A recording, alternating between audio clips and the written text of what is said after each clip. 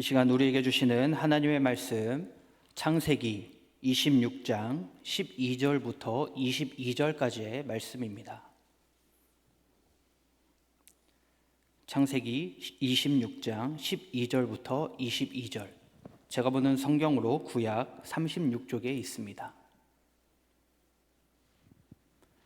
찾으셨으면 한 절씩 교독하고 마지막 절은 합독하도록 하겠습니다. 이삭이 그 땅에서 농사하여 그 해에 100배나 얻었고 여호와께서 복을 주심으로 그 사람이 창대하고 왕성하여 마침내 거부가 되어 양과 소가 떼를 이루고 종이 심히 많음으로 블레셋 사람이 그를 시기하여 그 아버지 아브라함 때에 그 아버지의 종들이 판 모든 우물을 막고 흙으로 메웠더라. 아비멜렉이 이삭에게 이르되 네가 우리보다 크게 강성한즉 우리를 떠나라. 이삭이 그곳을 떠나 그랄 골짜기에 장막을 치고 거기 거류하며 그 아버지 아브라함 때에 팠던 우물들을 다시 팠으니 이는 아브라함이 죽은 후에 블레셋 사람이 그 우물들을 메었음이라. 이삭이 그 우물들의 이름을 그의 아버지가 부르던 이름으로 불렀더라. 이삭의 종들이 골짜기를 파서 샘 근원을 얻었더니 그랄 목자들이 이삭의 목자와 다투어 이르되 이 물은 우리의 것이라 하매 이삭이 그 다툼으로 말미암아 그 우물 이름을 에색이라 하였으며 또 다른 우물을 팠더니 그들이 또 다툼으로 그 이름을 신나라 하였으며. 같이 읽겠습니다. 이삭이 거기서 옮겨 다른 우물을 팠더니 그들이 다투지 아니하였으므로 그 이름을 르호봇이라 하여 이르되 이제는 여호와께서 우리를 위하여 넓게 하셨으니 이 땅에서 우리가 번성하리로다 하였더라. 아멘. 우리 성도님들, 시기와 질투의 차이점에 대해서 혹시 아십니까? 시기와 질투. 우리가 이거를 붙여서 많이 사용을 하는데, 이 차이를 우리가 명확하게 알고 쓰지는 않는 것 같습니다. 고대 철학자 아리스토텔레스는 이 질투와 시기에 대해서 좀 이렇게 정의를 내렸는데, 질투란 나 자신에게 초점을 맞춰서 이웃이 지닌 것을 내가 소유하지 못한 것에 대한 슬픔이라고 이야기를 하고 있고요. 시기를 타인에게 초점을 맞춰서 타인이 가지고 있는 것을 내가 갖지 못한 것에 대해서, 내가 갖지 못한 좋은 것을 이웃이 가진 것을 슬퍼하는 것이라고 이야기합니다. 비슷하죠? 아다르고 어다른 느낌입니다, 사실. 네, 그래서 이 무언가 질투하는 마음 그리고 시기하는 마음, 이거를 좀 알아보면, 질투하는 마음이 생기면 내가 그것을 향해, 질투하는 어떤 그것을 향해서 내가 노력을 할 수 있다. 그러니까 그것을 목표로 삼아서 내가 더 발전할 수 있는 그런 환경이 만들어지는 것이죠. 그래서 긍정적인 역할을 할 수 있는 여지가 있다라고 이야기를 합니다. 그런데 시기심은요, 초점이 나한테 있는 게 아니라 타인에게 있기 때문에 내가 조절을 할 수 있는 게 아니에요. 그래서 주로 그 시기의 대상을 깎아내리거나, 그리고 그 사람을 험담하거나, 그리고 그것을 보다가 내 스스로가 좌절하게 되는, 그게 이제 시기라고 이야기를 합니다. 예를 들어서 학창 시절에 이런 이야기 들어보셨는지 모르겠습니다. 저는 들었었는데, 학교 선생님이 이런 이야기를 했었어요. 야, 공부 열심히 해. 시험 잘 보고 공부 열심히 하고 성적이 올라가야지. 그럴 때마다 니그들 마누라가 바뀌는겨. 이렇게 말씀을 하시더라고요. 그러니까 성적을 잘 받고 하면은 뭐 좋은 아내를 만난다, 뭐 이런 이야기인 것 같아요. 그런데 이 말을 이제 듣고 한 학생이 선생님한테 이렇게 물어봤습니다. 선생님, 그럼 선생님 사모님은요? 선생님이 뭐라고 했을까요? 나와 뻗쳐. 엄청 맞았습니다. 네. 여하튼 이 선생님이 하신 말을 듣고 어떤 학생은 공부 잘하는 애를 향해서 질투를 합니다. 그래서 나도 저 애를 목표로 열심히 해야겠구나, 이러면서 긍정적인 효과가 일어나는 그런 사람이 있는 반면, 또 반대로 시기하는 친구도 있어요. 그러면서 어떻게 하느냐, 아유, 저렇게 공부 잘하면 뭐해, 이게 안 되는데, 이렇게 이야기를 합니다. 얼굴이 안 된다. 저렇게 얼굴이 안 되는데 뭐 저런 애랑 결혼하겠어? 하면서 막 비방하고 깎아내리는 거죠. 자, 이렇게 질투와 시기 이런 게 있습니다. 오늘 본문을 보면 누군가가 시기를 하고 시기함을 당하는 상황이 나옵니다. 바로 이삭의 이야기예요. 이삭이 굉장히 큰 부를 누렸습니다. 이삭이 원래 살고 있던 곳에 큰 흉년이 들었어요. 그래서 이삭이 여기에선 더 이상 안 되겠다, 애굽으로 가야겠다 해서 애굽으로 가려고 하는데 하나님이 스탑, 거기 아니야, 기다려, 내가 너한테 말하는 곳으로 가. 그래서 이삭이 하나님 말씀 따라서 갑니다. 그리고 그가 거한 곳이 블레셋 땅이에요. 블레셋 땅에서 생전 처음 농사를 짓습니다. 원래 이삭이 그 목축업을 하는 사람 아닙니까? 목축업을 하던 사람이 농사를 지으면 뭐 얼마나 잘하겠습니까? 그냥 대충 눈대중 보면서 했을 수도 있겠죠. 그런데 놀랍게도 생전 처음 농사를 지었는데 그 지은 첫 해에 어떠한 일이 일어났느냐? 100배의 수익을 얻었대요. 별로 놀라지 않으시는 거 보니 우리 성도님들은 100배의 수확이 늘상 있으신 것 같습니다. 한번 생각을 해보세요. 주식을 하는데 뭐 예를 들어서 삼성전자에다가 100만 원 넣어놨습니다. 근데 1년 후에 100배가 되었어요. 100만 원 넣었는데 1년 후에 1억이 되었어요. 그래도 안 놀라시네요. 이렇게 100배의 수확을 얻은 겁니다. 오늘 13절에 보니까 이렇게 기록하고 있습니다. 그 사람이 창대하고 왕성하여 마침내 거부가 되었다. 얼마나 기분이 좋을까요? 그 13절을 보니까 이런 일이 또 생깁니다. 14절에 블레셋 사람들이 시기하는 거죠. 양과 소가 떼를 이루고 종이 심히 많음으로 블레셋 사람이 그를 시기하여. 100배 수익 난 거 좋아요. 근데 블레셋 사람들이 시기하는 거죠. 블레셋 사람들이 왜 이삭을 시기했을까요? 왜냐하면 이삭이 자기들이 갖지 못한 걸 가졌기 때문에 그렇습니다. 그게 뭐냐면, 자, 생각을 해보시기 바랍니다. 이삭이 농사를 지은 땅이 어디일까요? 블레셋 땅이죠. 블레셋 사람들은 그럼 자기네 땅에서 농사를 안 지었을까요? 같이 지었겠죠. 똑같은 지역에서 똑같이 농사를 지었습니다. 똑같은 비가 내렸고 똑같은 기후 환경이죠. 똑같습니다. 그런데 어떻게 이삭의 땅에만, 이삭이 지은 농사 지은 것에만 100배의 수확이 있었느냐? 그러니까 블레셋 사람들이 시기가 일어나는 겁니다. 아니, 왜 우리는 안 되고 쟤한테는 저렇게 된 거지? 부글부글 끓어오르는 거죠. 너무나 시기심이 나서 어떻게 합니까? 이삭이 팠던 우물을 다시 흙으로 메워버립니다. 이삭이 판 우물, 이삭이 저거 우물 파가지고 저 우물이 우리 땅에 흐르는 수맥 건드려가지고 이거 우리가 수확이 이렇게 잘 안 된 거 아니야? 하면서 막 우물을 메운 걸 수도 있겠죠. 우물을 메운 것만으로도 분이 안 풀렸나 봅니다. 아비멜렉이 와가지고 이삭아 이제 가라, 여기선 네가 거할 수 없어 하면서 이삭을 내쫓습니다. 16절의 말씀입니다. 이게 16절. 아비멜렉이 이삭에게 이르되 네가 우리보다 크게 강성한즉 우리를 떠나라. 지역을 떠나래요. 이삭의 입장에서는 억울하지 않습니까? 그냥 똑같이 농사를 지었을 뿐이고 100배 수확 내가 원해서 낸 것도 아니고 농사 잘 지은 것이 뭐 그리 잘못한 거라고 이해할 수가 없는 것이죠. 또 이 우물, 블레셋 사람들이 막은 이 우물도 아브라함에게 물려받은 우물입니다. 창세기 21장을 보면요, 아브라함이 블레셋에 있을 때 아비멜렉에게 양 몇 마리를 주고 이 우물을 산 거예요. 그리고 이것이 아브라함에게서 이삭으로 이제 물려준 거죠. 그런데 이것을 블레셋 사람들이 화가 난다고, 시기심이 일어난다고 이걸 메워버린 겁니다. 요즘에야 중장비가 있으니까 우물 하나 파는 게 그렇게 뭐 어렵진 않을 수 있습니다. 그런데 이 당시에는 우물 하나 파는 게 얼마나 힘들까요? 연장이 그렇게 제대로 갖춰져 있는 것도 아닐 건데 얼마나 힘들겠습니까? 만약에 여러분들이 지금 이삭과 같은 상황에 처해 있다면 어떻게 하시겠습니까? 자, 이삭의 상황을 한번 보겠습니다.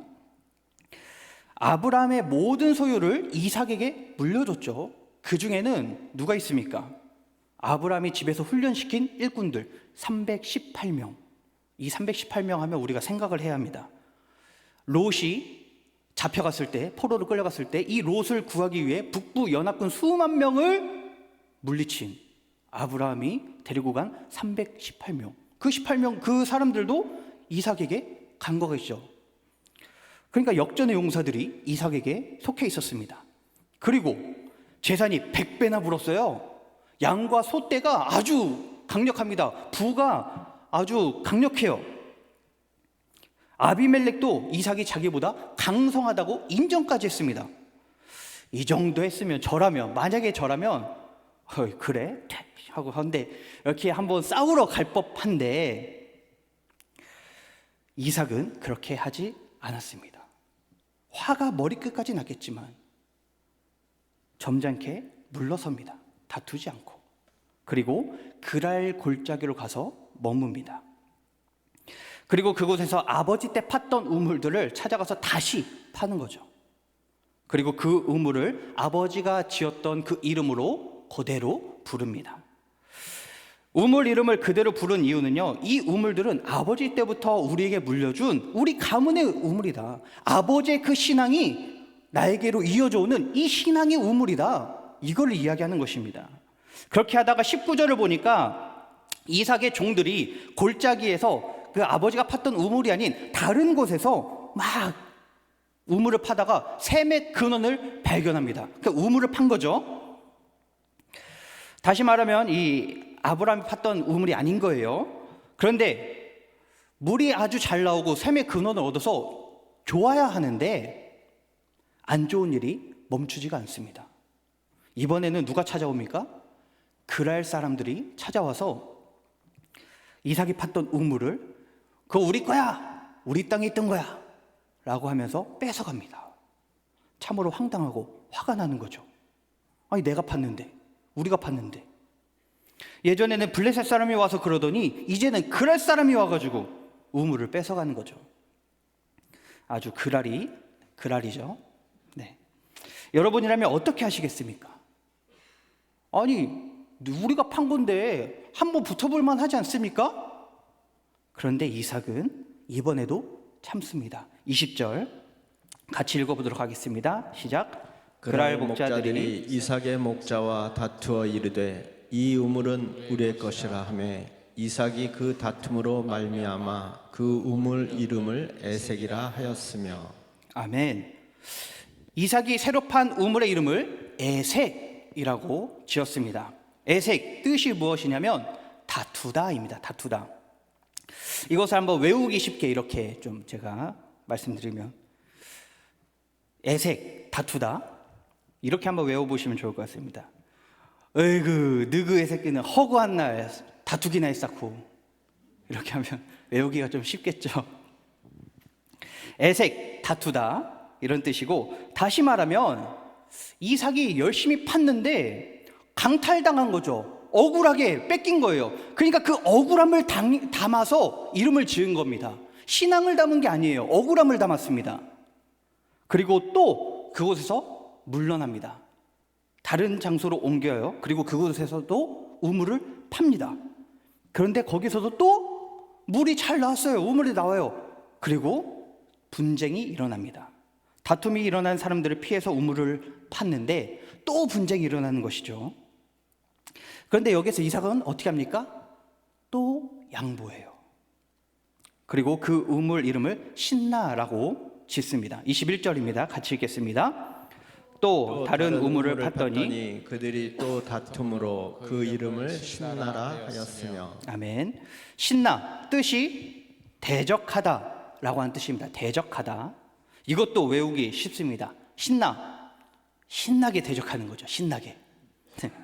그리고 우리가 뭔가 누군가 대적을 할 때 어떻게 합니까? 이게 소주병 같은 데다가 신나 들이부어가지고 화염병 만들지 않습니까? 네, 신나게 대적하고 신나로 화염병 만들어서 대적하고.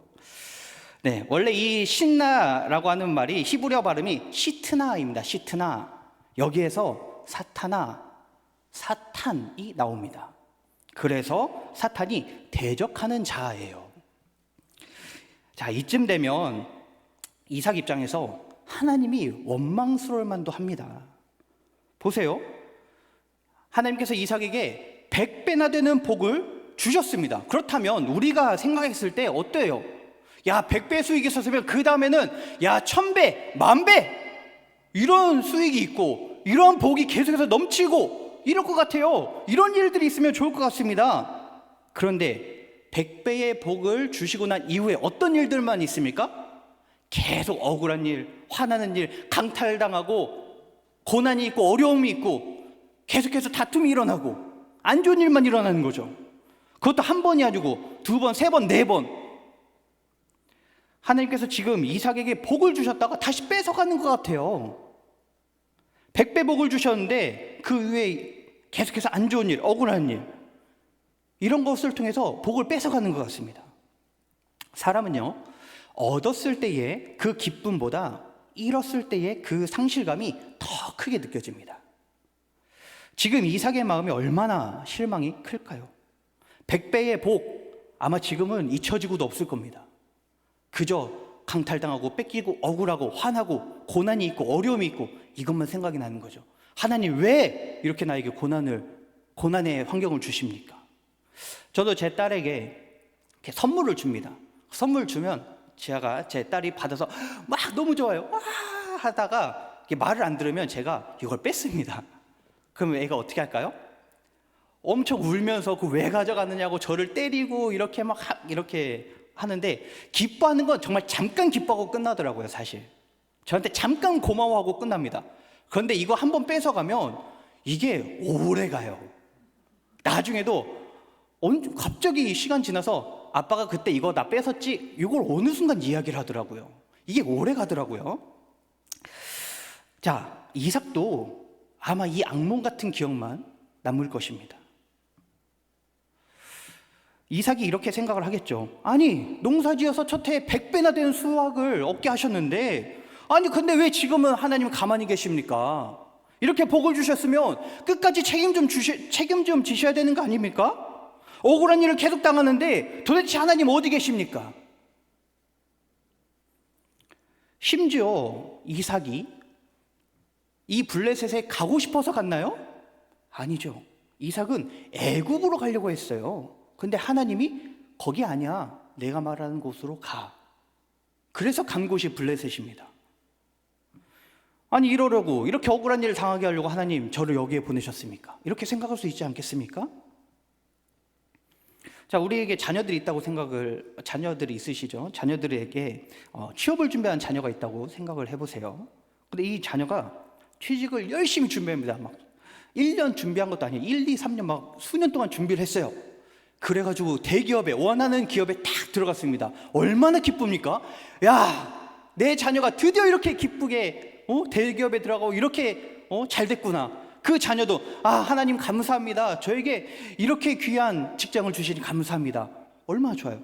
그런데 어떻습니까? 막상 회사 들어가니까 지긋지긋한 상사가 자기를 괴롭히고 계속해서 일 짬시키고 계속해서 막 힘들게 하고, 같이 힘내서 으쌰으쌰해서 일해야 할 동료는 자꾸 뺀질거리고 있고 상사에게 잘 보이려고 싸바싸바하고 있고 자꾸 나한테 일만 떠넘기고, 그러면 어떻습니까?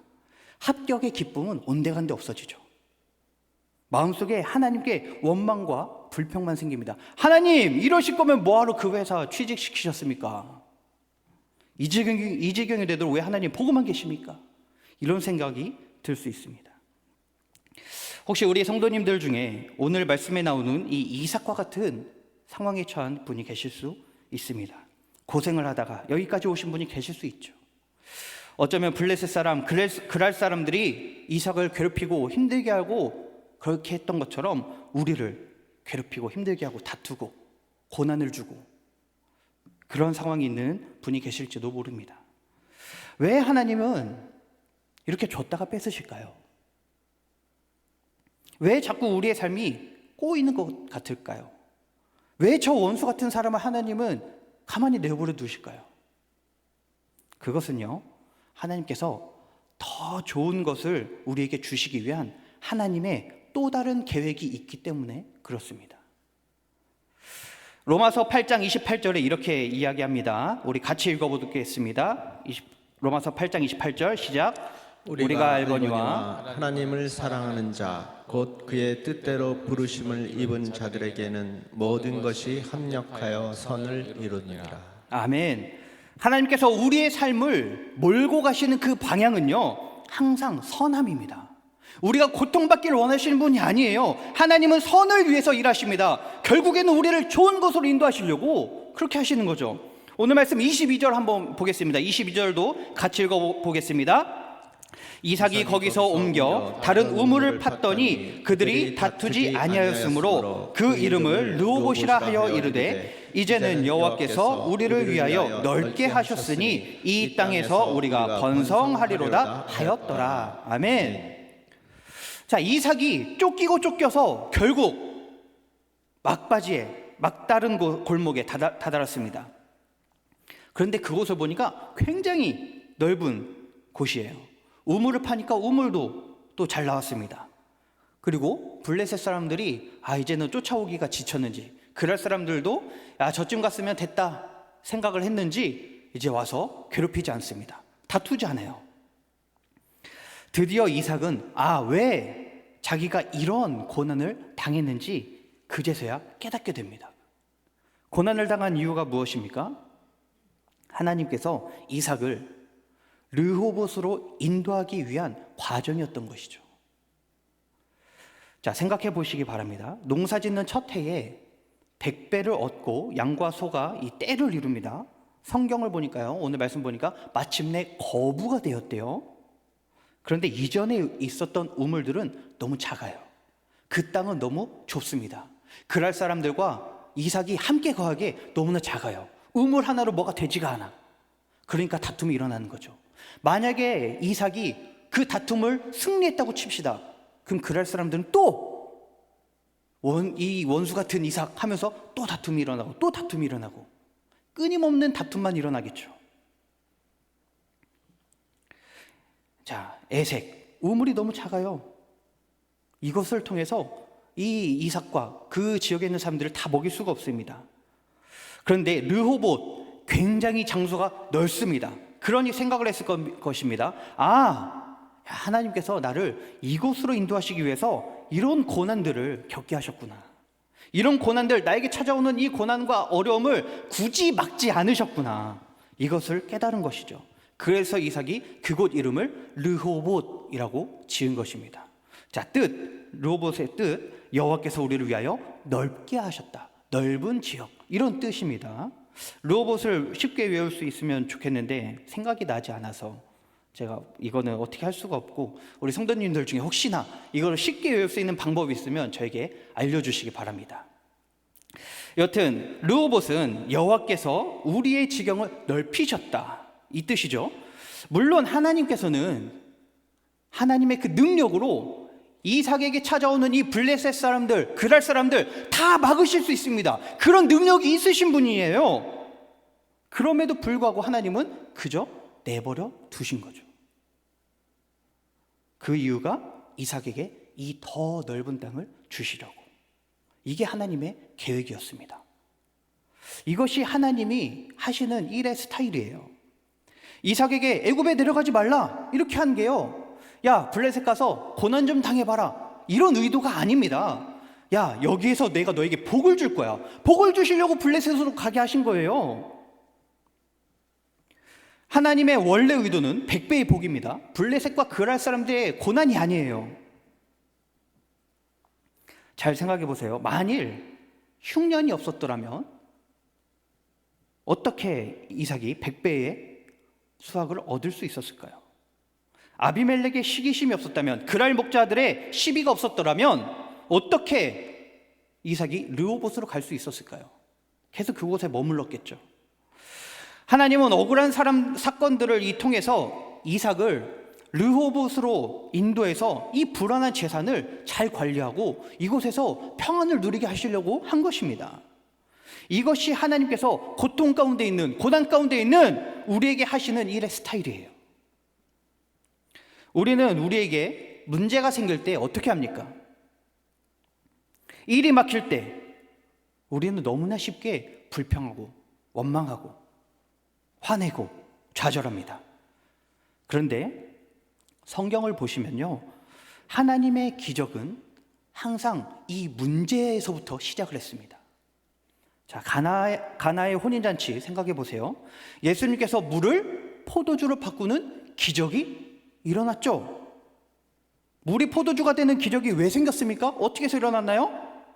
포도주가 떨어졌으니까, 포도주가 없다라는 문제가 있으니까 물이 포도주가 되는 기적이 일어난 겁니다. 만약에 마리아가 아들아 포도주가 다 떨어졌다 이렇게 이야기했는데 옆에 있던 종이 아이고 사모님 그럴 줄 알고 제가 이렇게 좀 쟁여놨습니다 하고 갖고 와봐요. 그러면 물이 포도주가 되는 기적이 안 일어나겠죠. 밤새 고기를 잡지 못한 베드로에게 예수님이 뭐라고 말씀하십니까? 저 깊은 데로 가서 그물을 던져라. 그랬더니 어떤 기적이 일어납니까? 그물이 찢어질 정도의 물고기가 잡히는 거죠. 왜 이런 기적이 일어납니까?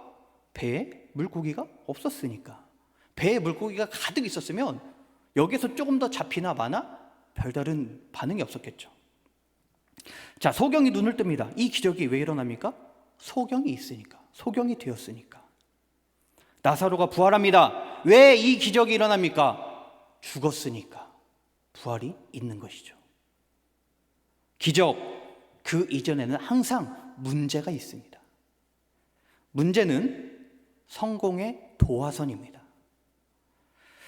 예수님을 믿는 신앙이 없는 그 세상 사람들은 문제가 그저 문제로 끝나는 거죠. 아, 이 문제에 막 골몰을 하면서 여기에서 갇혀 삽니다. 그런데 신앙인은, 예수님을 믿는 우리는, 그리스도인은 문제가 더 이상 문제가 아니라 문제는 또 다른 기적의 기회인 것입니다. 그러므로 우리 성도 여러분, 문제가 닥쳤을 때 이삭처럼 고난들이 우리에게 계속해서 몰려올 때에 우리가 어떻게 해야 할까요? 우리가 해야 할 일이 두 가지가 있습니다. 첫 번째, 하나님을 신뢰하는 것입니다. 문제가 생겼을 때 호들갑 떨고 사람을 찾아서 뭔가 해결하려고 하고 술로 잊으려고 하면 안 됩니다. 문제가 생겼을 때 그렇게 하지 마시고 하나님을 찾으시기 바랍니다. 하나님을 신뢰하시기 바랍니다. 하나님을 신뢰하는 것이 문제 해결의 지름길입니다.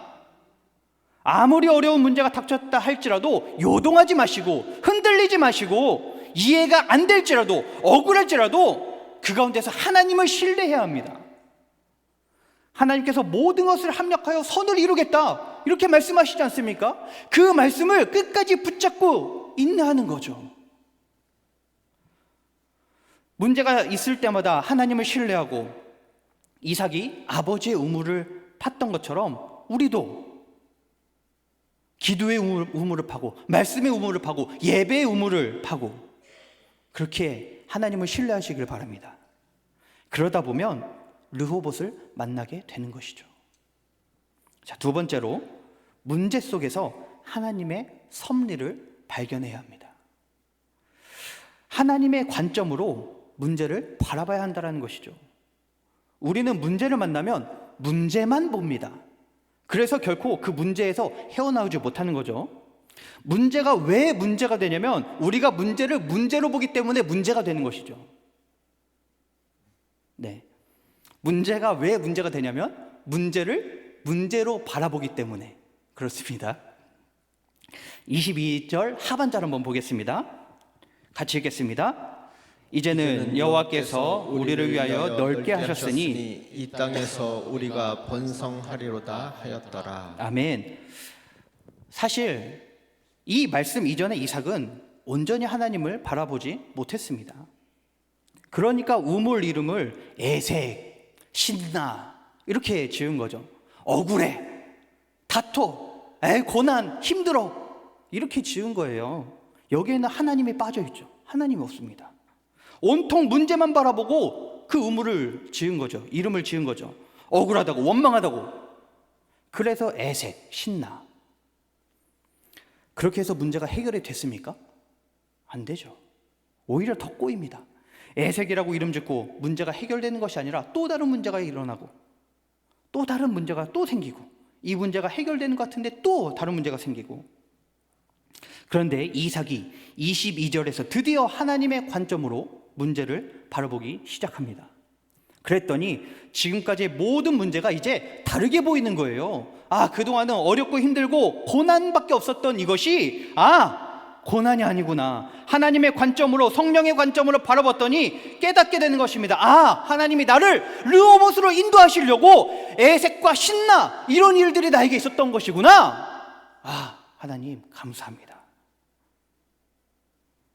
우리는 예수님을 믿음으로 인하여 그리스도인이 되었습니다. 그리고 우리가 그리스도인, 신앙인이 된다는 것은 어떤 신비하고 특별한 능력이 생기는 것을 의미하지 않습니다. 그리스도인이 되고 그리스도인의 삶을 살고 그리스도인의 가치관을 가진다는 것은 우리의 삶 가운데 있는 이 문제 가운데에서, 어려움 가운데에서, 고난 가운데에서 하나님의 존재를 보는 것입니다. 하나님을 발견하는 것입니다. 하나님의 섭리를 발견하는 것입니다. 하나님의 섭리에 순종하는 것입니다. 그게 그리스도인이에요.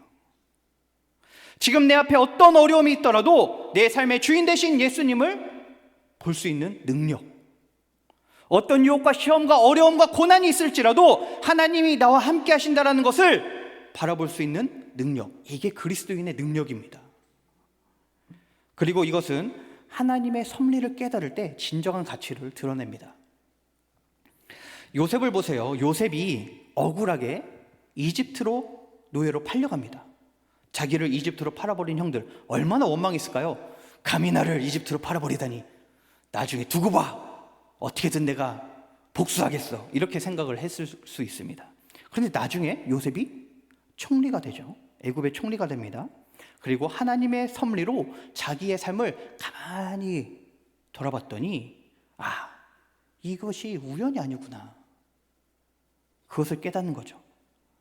만일 형들이 요셉을 시기하지 않았더라면, 형들이 요셉을 이집트에 팔지 않았더라면, 보디발의 아내가 자기를 유혹하지 않았더라면, 보디발이 자기를 감옥에 가두지 않았더라면 요셉은 어쩌면 애굽의 총리가 되지 않았을 수도 있습니다. 요셉이 총리가 된 후에 자기 삶을 가만히 보니까 하나님께서 나를 총리로 만들려고, 그래서 가뭄 가운데서 이 가뭄을 피해 내려오는 우리 가족들을 먹여 살리게 하시려고 나를 총리로, 나를 이렇게 만드셨구나, 나에게 이런 고난을 주셨구나, 이런 길을 걷게 하셨구나, 깨닫게 되는 것입니다. 그래서 요셉이 하는 고백이 창세기 45장 8절의 고백입니다. 우리 같이 이 고백도 함께 읽어보겠습니다. 시작. 그런즉 나를 이리로 보낸 이는 당신들이 아니요 하나님이시라. 하나님이 나를 바로에게 아버지로 삼으시고 그 온 집의 주로 삼으시며 애굽 온 땅의 통치자로 삼으셨나이다. 아멘. 요셉이 그 전에는 자기를 이곳에 보낸 게 형들이라고 생각했습니다. 형들이 나를 팔아서. 그런데 총리가 돼서 보니까 형들이 한 게 아니구나, 이곳에 나를 보내신 분이 하나님이시구나. 이 고난 가운데서 역사하시는 하나님의 섭리를 바라본 것이죠. 이삭도 마찬가지로 하나님의 섭리를 깨닫기 전까지는 에색과 신나를 이해하지 못합니다. 힘들어, 맨날 다퉈, 어려워, 왜 이렇게 나를 고난이 있게 해? 그래서 에색, 신나 이해하지 못했습니다. 그런데 하나님의 섭리를 통해서 그 삶을 돌아보니까 내 삶에 있는 이 고통 가운데에 담긴 그 의미, 그 뜻, 하나님의 뜻이 보이는 것이죠. 그 뜻이 이해가 되는 것입니다. 블레셋이 막아버린 우물을 생각하고 빼앗긴 우물을 생각하면 원통하죠. 그런데 이 열린 르호봇을 보니까 그 전의 고난들이 그냥 고난이 아니라 하나님의 또 다른 복의 형태였구나. 성경은 르호봇을 발견했을 때 다툼이 멈췄다, 이렇게 기록하고 있습니다. 22절 다시 한번 읽어볼까요? 22절 시작.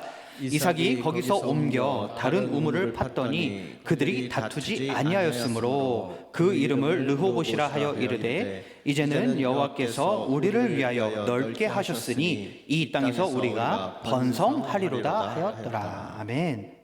우리 가족 공동체 성도 여러분, 어쩌면 우리 성도님들 중에 아직도 에색에 머물고 계신 분이 계실 수도 있습니다.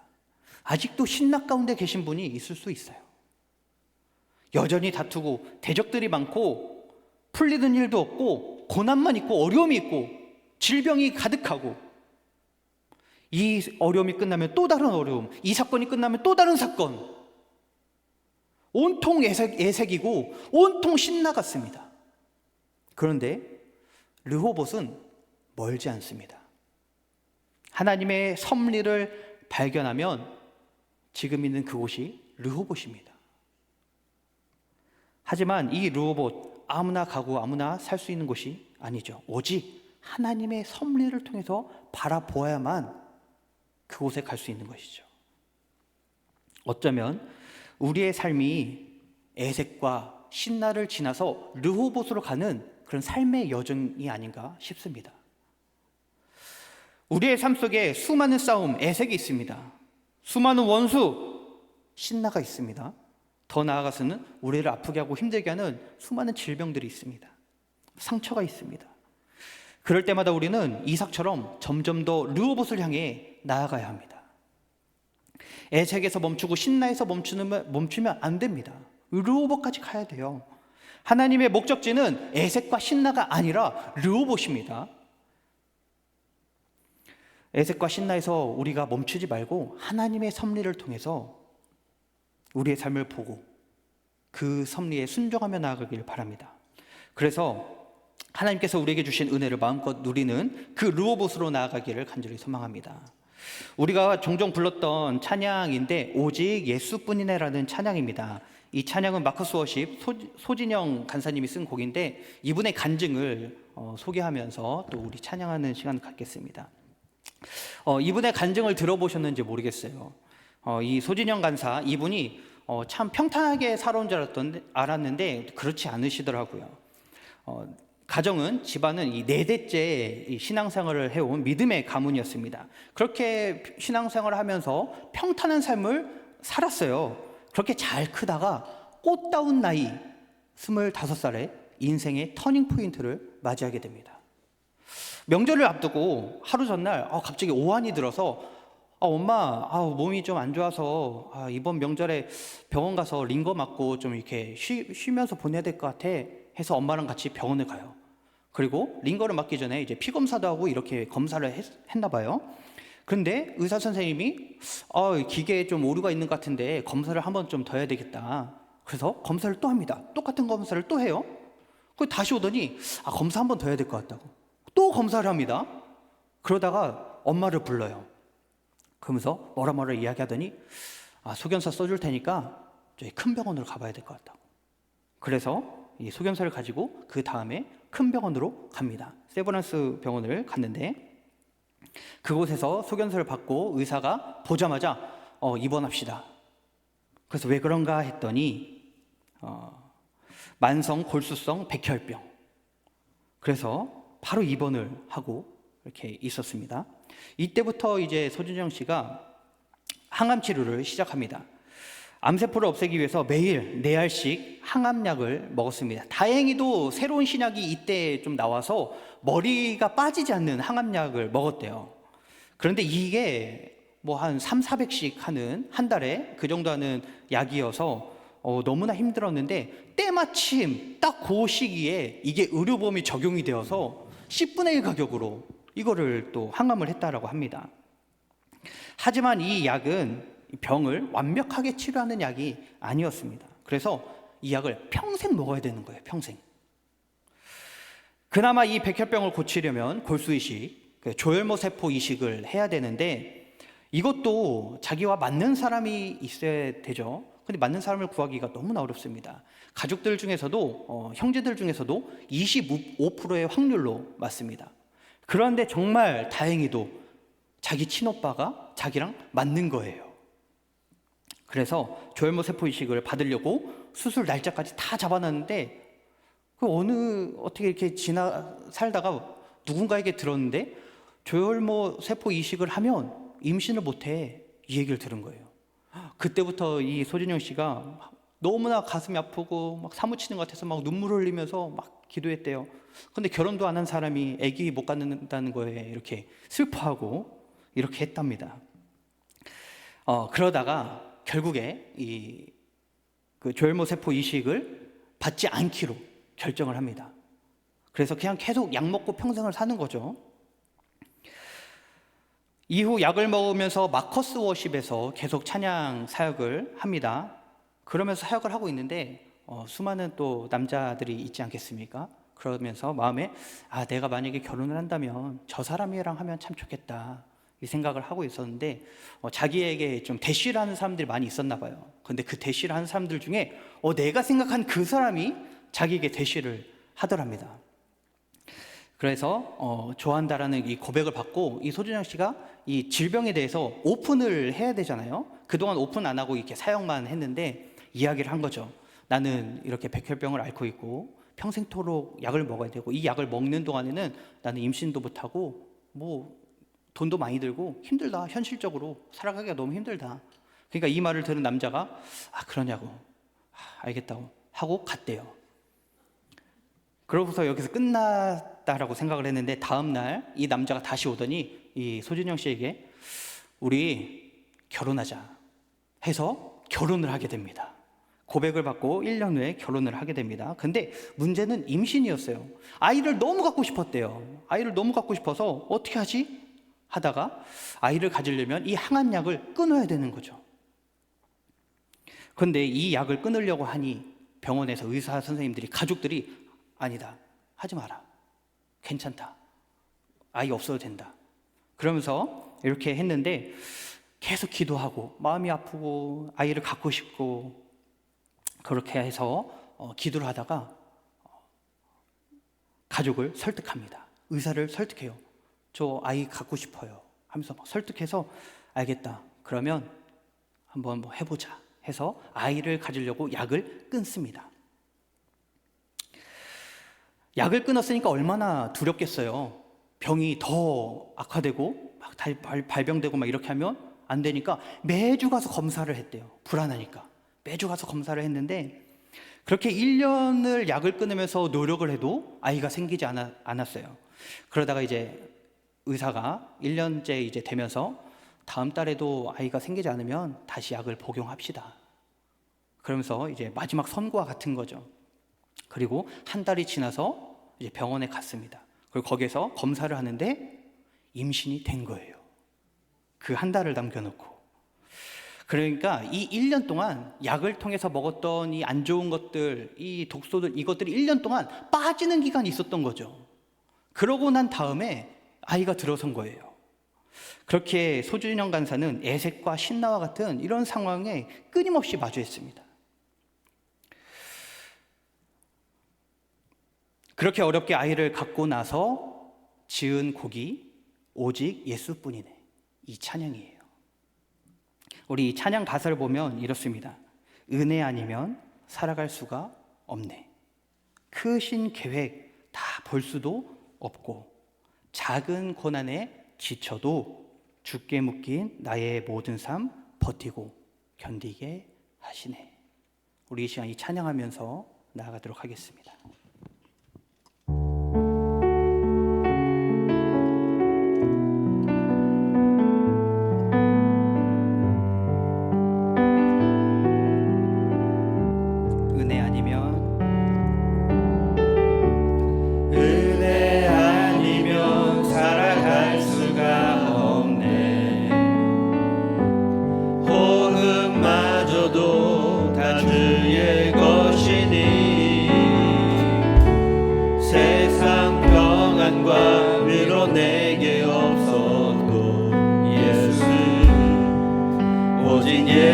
예수뿐이네. 은혜 아니면 살아갈 수가 없네. 은혜 아니면 살아갈 수가 없네. 호흡마저도 다 주의 것이니 세상 평안과 위로 내게 없어도 오직 예수뿐이네. 크신 계획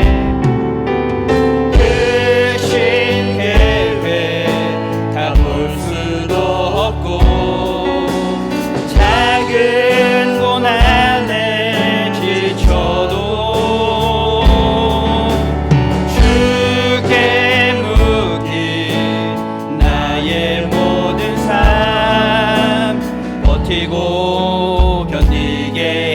하시네. 크신 계획 다 볼 수도 없고, 크신 계획 다 볼 수도 없고, 작은 고난에 지쳐도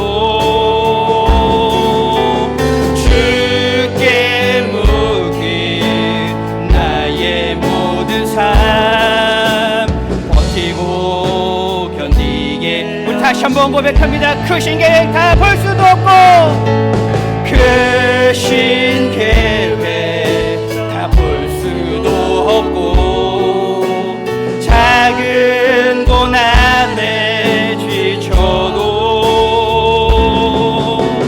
주께 묻긴 나의 모든 삶 버티고 견디게 하시네. 은혜 아니면 살아갈 수가 없네. 나의 모든 것 다 주께 맡기니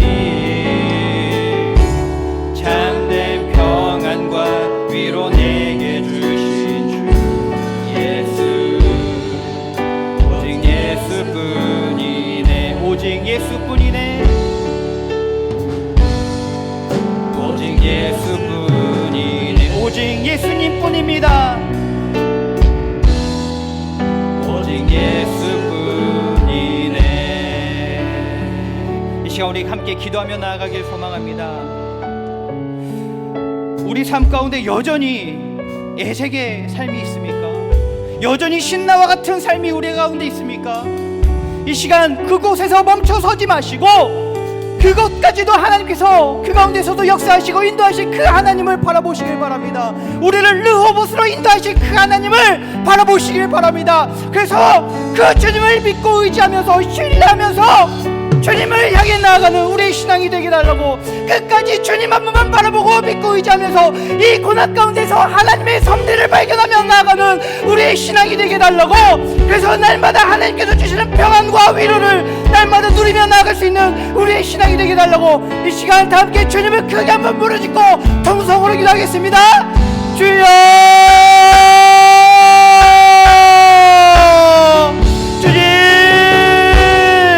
주님 우리 삶 가운데 수많은 어려움과 고통이 있습니다.